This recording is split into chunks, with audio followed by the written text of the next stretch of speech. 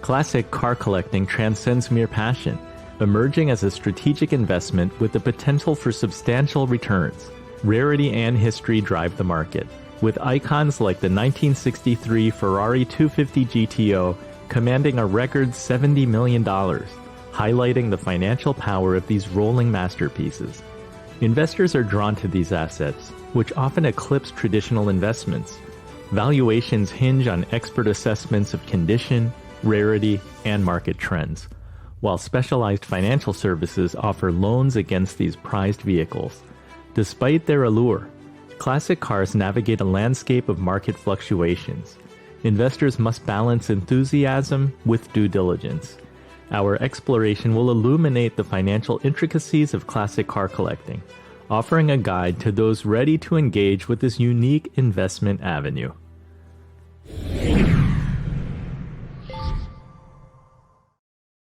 So I saw a quote from collector Bruce Meyer where he said, "Buy the best example of what you want and pay whatever it takes. That way you cry only once." Ed, I think your approach sounds like it's at the polar opposite of that. Can you talk about buying a car? And I'm thinking of one that I think once belonged to an Iranian terrorist drug smuggler. Yeah, it did. It did. Yeah, my motto is to buy the worst examples of the coolest cars on earth, and I attempt to do that every single day when I wake up. I've bought the worst of every example of car that I've ever had, and I love that because I can play Russian roulette with significant maintenance expense and repair, but I am wildly allergic to depreciation. And so the best way to avoid that is to make sure that I am starting at the very bottom of the market. And it's pretty easy in most cases to talk the seller of the worst car that exists into selling it to you way behind the market, making it a little bit better, and then selling it either right behind the market or in the middle of the market, and generally creating some kind of a profit. And so that has worked for me. But honestly, it only works in the things that you are really passionate about enough to become sufficiently educated and to buy them in the right way, enough behind the market to deal with the inevitable reconditioning that's going to happen. Are there certain things that scare you away? Or do you know specifically what can be repaired and what's salvageable and you can bring up to a level that you think will be acceptable? That's a great question. Nothing scares me at all. The worse the car gets, the more I am interested. If it was crashed an extra time, that is great because I will get the car cheaper. All of it can be addressed. All of it can be brought back. And at the end of the day, it doesn't matter how bad the Carfax looks. You can still drive it to Cars and Coffee and park it next to the one that the guy paid 3 times as much for. And they look the same. And that's what I love, is not having to worry about anything, putting as many miles as I possibly can. Pretty much every car that I have is the highest mileage example of whatever that car is on earth. And the more that I can do that, the more I get to enjoy them. Now, that is not to say that I'm some Dave Ramsey of car advice and the only way is my way. That's just what works for me. And what I love about the automotive hobby is that when everybody says they love cars, it means something different. I want to be able to own cars inexpensively and drive them as much as possible. And this is my recipe. If you want your car to be perfect and you don't like error lights flashing in your face as you go down the road, that's not the way. If you want to detail your car to contour perfection, that's not the way. If you really don't want to have to sit there and fix stuff in it before you go and you want to know that your car is going to start every time you ask it to, that's not the way. It just works for me. There's something beautiful about seeing the potential of something that everybody else thinks is a mess. So I think that's a cool example. That it's a cool example to see that you can put the work in and turn it into something beautiful. Exactly. It doesn't matter if it was owned by a washed up rapper or a prostitute or an Iranian terrorist. At the end of the day, I've driven them all and they all work great. And so I think that the more that you can narrow your sights in on what the actual vision is of ownership, which in my case is guiltless miles, that helps you to figure out exactly what you want to identify so that you can go out and find the right one. And talk about, Garrett, talk about your muscle cars, because it seems like, I think one of your first, you could buy it at a price that was affordable. Can you talk a little bit about that process? Yeah, so I'm the youngest guy in this panel, I can imagine, and I don't have the funds that at the current moment to be able to reach back in the years of the muscle cars that I want to own. Hopefully, in the near future, I will be able to. But when I was approached by some of the companies that I work with, sponsors of mine, to build a car, I had to think. I'm like, okay, well, what can I afford, and what's going to be hot, what's going to be cool, coming up soon. So being a 90s kid and in 2000s, the 90s cars, they're starting to have some allure, but they're not quite classics yet, and to some degree. So I had to go back a little bit even into the 80s. And that's when I was like, okay, I was poised between a Monte Carlo or like a G body or a third gen Camaro. And I figured the G body kind of would suit me a little more. And so that's what I went with. And the Monte Carlo SS, I'll argue to this day, it's probably has one of the prettiest body lines of really any muscle car ever made, in my opinion. When you step back and you look at it, they're absolutely gorgeous cars. And so that's what I decided to go with. And I kind of lucked out, because if you look at the market right now for G bodies, I bought my car around six years ago. I bought it for $5,200 running, driving. And of course, we blew it apart and did everything else like that. But I turned down $80,000 for my car. When, if you look back and you look at Grand Nationals, which are heralded to be the epitome of G bodies, those just a few years ago, a really nice example was only selling for 30, 40. I mean, now they're getting up there. If you get a low mile one, they're selling close to 100. But my point is, the 80s cars have, gone to another plateau, just like the 70s stuff has, just because the demographic of people, that was the stuff that they grew up liking, when, if they grew up in the late 80s to mid 90s, the 80s stuff was hot. You got Fox body Mustangs, you got third gen Camaros, early square body C10s. So, yeah, it just worked out that way. But I think the 80s and 90s cars are going to start having that same prominence that the 70s and 60s stuff had. It was a nice I got to rip purchase. his arm off at 80 grand now. Yeah, I know. But listen, Ed, we'll have a conversation about this if it doesn't come up later. But that my car has a deep story to it that you'll actually like. So that's the only reason I didn't part ways with it, man. It's got a real sentimental value to me. I can't fault you for that. We got to hear that story. I can do a condensed version of it later on.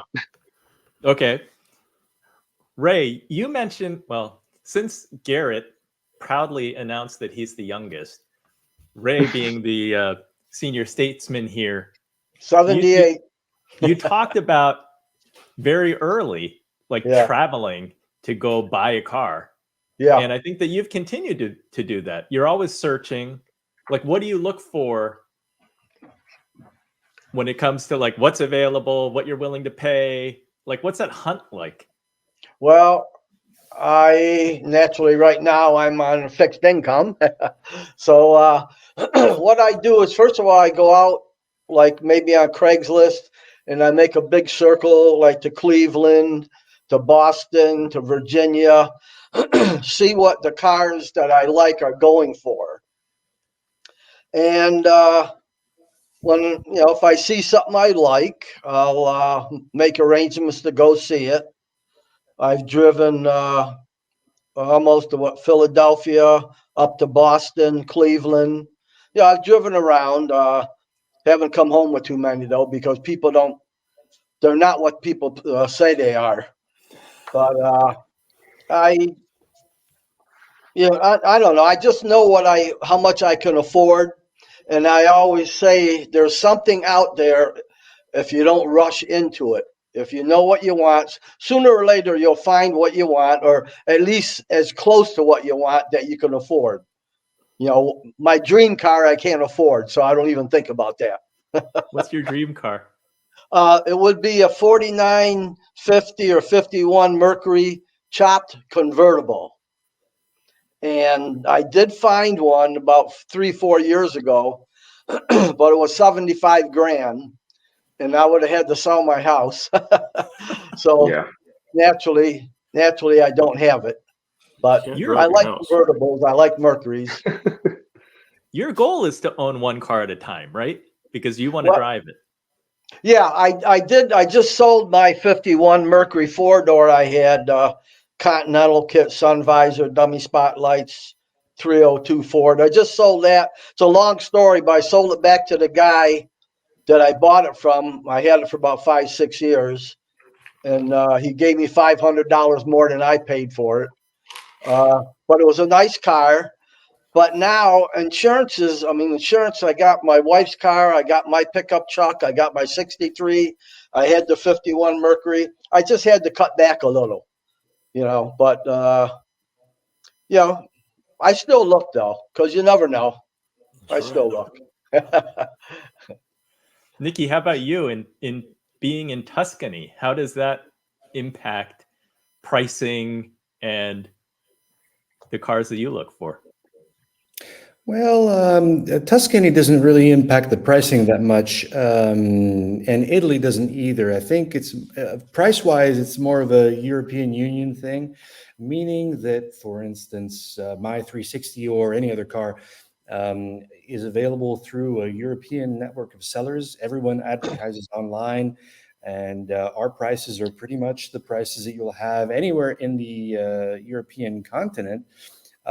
With the exception of Great Britain, of course, after Brexit, that's not EU, but still, the reason I was looking through websites for prices of my car, which since I bought it in March has gone up about 10K because it's manual, and it really did go up about 8 to 10K, I would say. And I saw prices in England, and they were like 20,000 less, and I wasn't thinking. I thought, have I been that stupid? Why didn't I go buy it over there? And then I thought, of course, they're right-hand drive cars. They have their own market, and that was silly of me. But Tuscany doesn't really influence the price; it influences the experience. You sell something in the, no offense to our German friends, in the Black Forest of Germany in winter. That's a sad state of affairs. We were shooting in the Val d'Orcia yesterday, close to between Siena and Chiusi, and it was just spectacular. The sunsets were great. I mean, obviously, if it's not raining, we do have wonderful weather, wonderful countryside, and we take advantage of that. And it's just fun to do. We stop in every little town, and you have a coffee or a little specialty, and you meet the old men playing cards outside of the bars. Not bars in the US sense of it, but cafes in the European sense. It's just a fun experience. That adds value to not to the car itself, because you can buy it in France and Germany for the same price. It adds value to the experience. As far as like the financial aspect of these cars, is it a matter of like it, from listening to all of you guys, it seems like the pricing has had a pretty good run here. And I would assume that that's connected to the economy, the stock market. We haven't had a recession in a long time. Is it only like during something like a financial crisis where you see prices actually go down? I wouldn't say necessarily. Sometimes vehicles just go out of style, or and I hate to say this, but like certain vehicles, the demographic of ownership may be a lot older, and sadly, when you see those owners start to get too old to drive them, or they pass away, they don't have the same value or the same interest to any other person that would want to buy them. So the prices of them goes down, and you'll see that with like 32 Fords, right? At one point in time, like a 32 Ford Highboy, we're selling for 200, a nicely built one, we're selling for $150,000, $200,000. And nowadays you can go and buy like a really, really nice driver, well built for 50,000. And that's an incredible buy for something like that. But again, those vehicles had their time with a certain demographic. And so it's always going to be that way as vehicles get older. and the level of knowledge that goes into maintaining them and keeping them on the road slowly starts to dwindle, I feel like those cars are going to have less appeal and value is going to go down because people can't afford to drive them, or they can't afford to, or they don't know how to keep them running. Yeah, there's a ton of truth to that. We see cars in general appreciate around, 20 to 30 years old as the kids that grew up loving them are suddenly of the means to start to buy them. In some cases, because of discontinuation or rarity or exclusivity, we'll see spikes earlier on. But then eventually it starts to die off. And that may be what we've seen in pre-war cars years ago. It's what we're starting to see in muscle cars, and certainly Ray's 49 Mercury is about to become a lot more affordable just because the demand goes down. And so there's not limitless demand, even though the supply does start to wane. And so right now, yes, 80s, 90s, early 2000s cars are going crazy because the people that grew up watching them blast by or being parked in the valet somewhere are starting to develop the funds or the credit to be able to buy them, and the credit markets have been quite favorable lately. And so, that is what steers the ability of people to buy the cars. We also have other factors.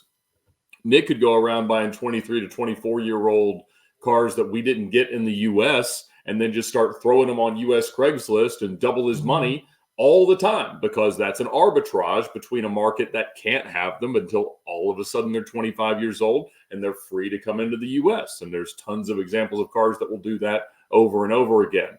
That's not an investment in the traditional sense. That is an arbitrage, which is easily confused as an investment. And so when we hear about cars as an investment, cars only increase in value for 4 reasons. They are reconditioned. They have profit from a dealership, so a wholesale to retail margin. They appreciate, or they experience an arbitrage. And again, those last 2 get confused an awful lot. Thank you for that. Yeah, I can do that? All day long. All day long. Go buy you a bunch of 2000 360 Challenge cars and just sit there and wait 18 months. Oh God, yes, the 360 Challenge. That's an interesting market. But we're lucky with Ferrari.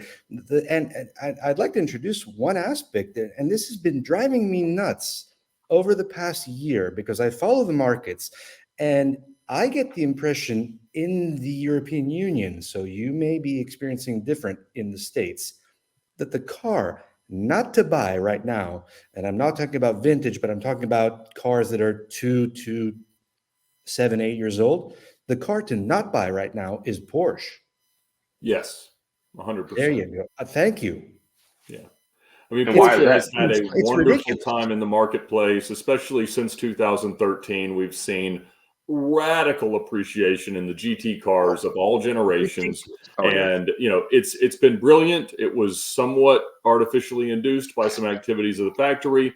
But at the end of the day, yes, it has been a wonderful decade to own Porsche cars, regardless of how much you actually like driving them. But I agree with you. Right now, they are softening, and they are softening fast. Porsche is building more GT series cars than they are Carreras, which is because they can charge another $100,000 on the MSRPs and sell them because the waiting lists are so long. That comes to roost eventually, and we are certainly seeing it right now. The meteoric rise of Carrera GTs got softened very, very much by the factory telling everyone that owns one to park it and not drive it for the next year because it's unsafe. And so there's nothing that stops a car's appreciation in its tracks with like something like that.